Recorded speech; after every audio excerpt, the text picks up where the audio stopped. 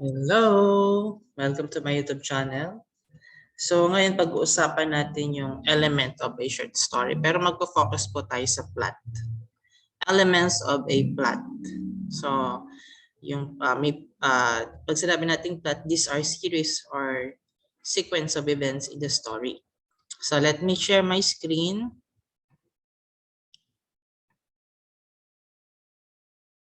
Okay. So plot of a short story. So you are tasked to use appropriate graphic organizer in text read.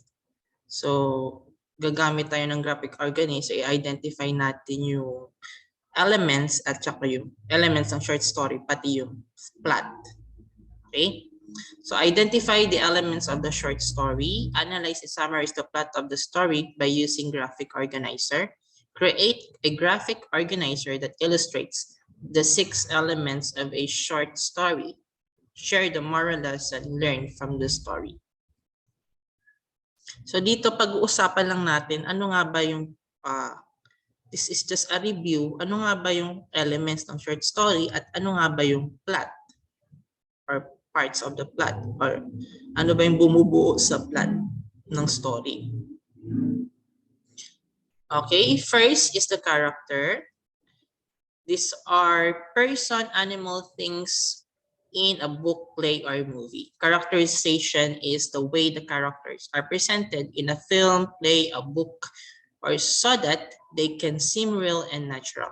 It is the personality of that character. Okay, review lang ito. Next is setting. It is an element of a short story or story in print or in film that shows the place and time in which the story happens. It helps set the mood of the story and bring out the feelings of the audience. Next is plot. It is the sequence or series of casual events in the story. So dito tayo mag-focus. So ano nga ba yung parts ng plot? So one way to summarize a literary text is through the plot. So kailangan mahalaga talaga yung plot or sequence of events in the short story. Pasensya na po sa background noise. Kasi ito yung itong series of events na ito, yung plot na ito na yung way natin para mag-summarize ng short story or literary text. So the plot is the sequence or series of events in a story. A plot has 5 parts, namely introduction, rising action, climax, falling action, and resolution. So let's talk about exposition or introduction, rising action, climax, falling action, denouement, or resolution. Isa-isahin natin. First is the introduction or exposition. So this is the beginning of the story where the characters and the setting are presented. So sa introduction, dito pinapakilala na ng writer yung character or main character. At nagpe-present siya ng kaunting detail about the setting or ibang mga characters. For example, sa short story triangle na ito, ang model ng story is, or yung ginamit na story dito ay Little Red Riding Hood. So mag-focus lang po tayo dito sa introduction. So ang introduction dito ay Little Red Riding Hood has prepared a basket of goodies for her grandmother. She begins walking through dangerous woods to deliver the basket. Ito po yung introduction, where the writer introduces the main character and other side characters. And yung setting. Ano yung setting? Through dangerous woods. Diba? Nasa woods pala si Little Red Riding Hood. Next is rising action. This is the gradual building up of conflicts and problems. Gradual building up of conflicts and problems. Ito yung, kumbaga dito makikita na natin yung magiging problema sa story. Okay? So, gamitin natin na ang example is yung plot ng storying Cinderella. So, mag-focus po tayo sa rising action. There are rising action here. The possible conflict in the story Cinderella. Okay? Isa-isahin natin. So, these are rising action. An invitation to the ball arrives. Bakit naging conflict ito? Di ba si Cinderella ay ginawang alipin ng kanyang stepmother? Kaya naging konflikto. Paano makakapunta si Cinderella sa ball? Next, the stepsister go to the ball. Yun ang nagiging problema din niya. Conflict din ito. Bakit? Kasi baka makita siya doon sa ball. Makilala siya. So patay siya. Pag iinitan siya ng kanyang stepsisters and stepmother. Next, a fairy godmother appears and provides Cinderella with clothes, a coach, and footman. Diba? Then Cinderella goes to the ball.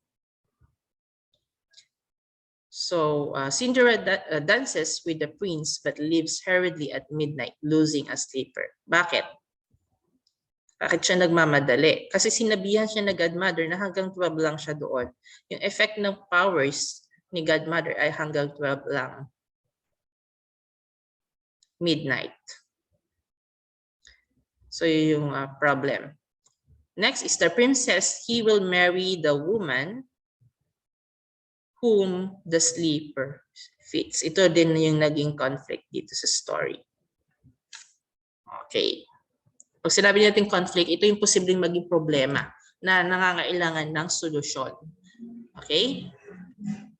Next is climax, or this is the highest point of interest or the turning point in the story. Dahil nga na-reveal na yung problem or conflict.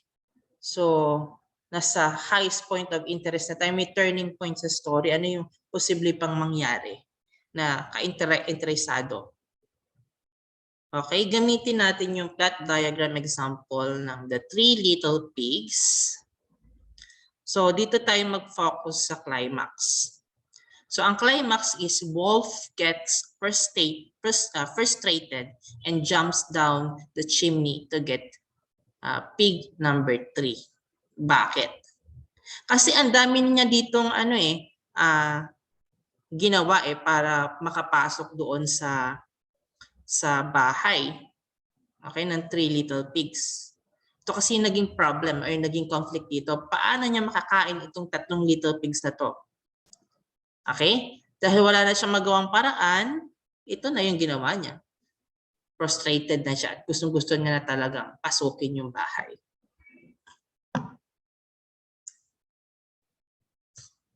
Next is falling action. Falling action, this is the gradual resolution of the conflicts and problems. Kumbaga, after na ma-reveal yung rising action or yung conflict, may turning point sa story na dahil dito sa problem at dito sa falling action, ito na yung unti-unting nasusolusyonan ng characters or nasa-solve or unti-unting nasa-solve yung problem. Okay? Gamitin natin yung plot ng short story ng Jack and the Beanstalk. Okay? So, ang falling action dito is Jack is chased by the giant. Jack chops down the beanstalk, causing the giant to fall to his death. Bakit niya ito ginawa? Bakit ito yung solution niya? Kasi Jack climbs beanstalk and discover giant castle. Diba? Umakyat siya doon sa sa beanstalk, diba? And he still giant goose which lays a golden egg. Yun yung solution na ginawa ni Jack. Tingnan niyo mabuti, basahin niyo mabuti yung rising action dito. Okay? Next is the resolution or denouement. This is the final resolution of the conflicts and problem. Final resolution. Okay? Sa falling action, ito pala yung way para ma-resolve yung conflict doon sa storya. At yung resolution dito na pupunta na sa ending, okay? Ending na story na kasi ito eh. Okay, example, this is the plot of the Flaming Pearl Under the Dragon's Chain plot. So ang dynama dito or resolution is the boy turned into a dragon and it rained hard, ending the drought. Okay? Ano ba yung exposition? The boy and mother discovered the magical powers of the pearl. Ano yung naging problema? They became so rich but shared their wealth to the less fortunate neighbors. And then nagkaroon sila ng problema. Two greedy men tried to steal the pearl. Ano yung turning point ng story dito? The boy swallowed the pearl but felt dry or thirsty. May epekto yung pagkalunok niya ng pearl kasi gusto nakawin ng dalawang greedy men eh. So yung falling action niya dito, the boy dashed to the river and was hit by lightning.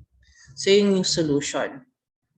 Hanggang ang maging final outcome ng story ay naging dragon siya. The boy turned into a dragon and it rained hard, ending the drought. Okay, so let's have a review. What is plot? This is the sequence of events that take place in the story. So with the help of plot, we can summarize the story. What is introduction? This is information that the writer gives you at the start of the story.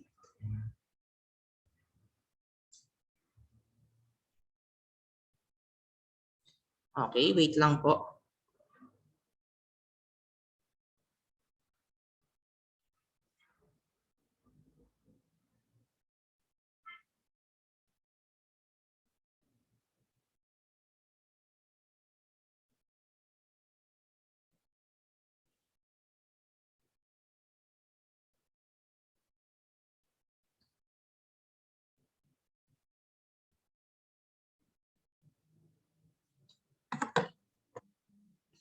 Okay.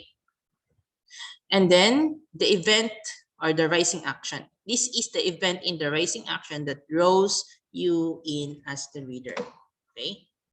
Then climax. This is the most exciting or suspenseful part of the story. Then falling action. This is the continuing action after the conflict has been resolved. And the resolution. This is the conclusion. How does this part of the story make you feel? Okay, let us check our understanding. Is this considered as the most interesting or suspenseful part of the story? This is climax. What information and character does the author or give you? Introduction. Okay. Binalikan na dito. Okay, what event draws you in most as a reader? This is rising action. What event forces the main character into action?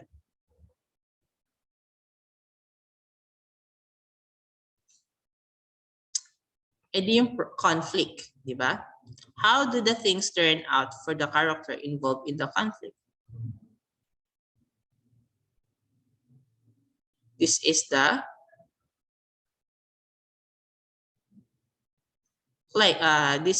falling action. What events happen after the climax that lead to a resolution for the characters? Falling action. What kind of problem are present in the story? These are conflicts. Next is conflict. Okay, this is just a review. Every story must have a conflict, a challenge or problem around in which the story is based. Without conflict, the story will have no purpose or trajectory. Siyempre, kung walang conflict or problema sa story, di ba, boring or plain yung story. Walang silbi ang story kapag walang conflict. So next is theme. It is one of the elements of a story that teaches life lessons. These are the universal truths that stand the test of time. Usually the author does that tell the readers what is the theme of the story. As a reader, you have to learn how to connect the events in the story to people's real life situations to better understand the theme. Remember, a theme should always be written in a sentence. Okay? A theme should be written in a sentence. For example, ang theme ay pagmamahal sa ina, or pagmamahal sa sariling kalikasan, pagiging mabuting magulang, or pagiging mabuting anak. So, ganun yung element. So, minsan hindi pinapakita dito or hindi directly sinasabi ng author or writer yung main big idea or yung theme or yung purpose ng story na yan. Or sometimes, doon sa moral lesson natin na lalaman yung theme noong story, di ba? Through moral lesson. Okay? Any question po? Kung may question po kayo, just leave a comment and I will